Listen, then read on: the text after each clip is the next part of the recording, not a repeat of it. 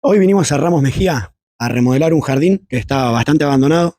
Hace mucho no le daban un mantenimiento, no estaban por acá, así que nos llamaron para remodelar, acondicionar y limpiar, que hay muchas cositas. Después les vamos a mostrar cómo va quedando el paso a paso.